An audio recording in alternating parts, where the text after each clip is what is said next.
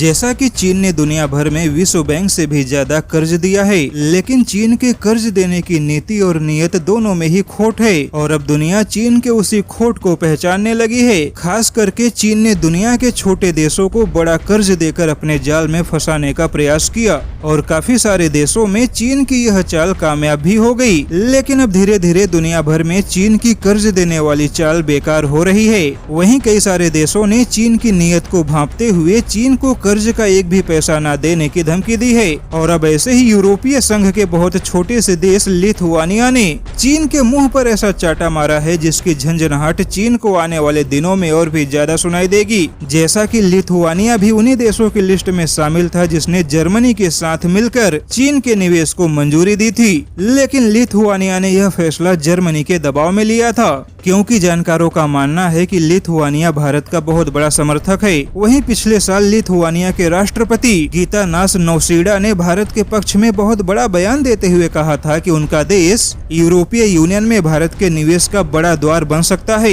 लेकिन अब लिथुआनिया ने चीनी निवेश को मंजूरी देने वालों की लिस्ट से अपने आप को बाहर निकालते हुए चीन को अपने देश से बाहर निकालने का फैसला किया है। लिथुआनिया ने चीन पर बड़ा आरोप लगाते हुए दावा किया है कि यूरोपीय संघ की एकता उनकी ताकत है, लेकिन चीन यूरोपीय संघ की एकता को ही तोड़ना चाहता है। लिथुआनिया ने कहा है कि चीन सुरक्षा के लिए सबसे बड़ा खतरा बनकर सामने आ चुका है और ऐसे में चीन के साथ व्यापार नहीं किया जा सकता, बल्कि चीन के नीतियों से सावधान रहने की आवश्यकता है। हालांकि जानकारों का मानना है कि लिथुआनिया ने पिछले 2 महीने में चीन के साथ अपने संबंधों को लेकर काफी विचार किया और फाइनली लिथुआनिया चीनी निवेश को अपने देश में मंजूरी देने से पीछे हट गया। अब ऐसे में देखा जाए तो अफ्रीकी यूनियन के बाद यूरोपीय यूनियन के देश भी एक एक करके चीन से दूरी बनाने लगे हैं और लिथुआनिया का चीन के निवेश को मंजूरी न देने का फैसला चीन के व्यापारिक महत्वाकांक्षाओं के लिए सबसे बड़ा झटका माना जा रहा है।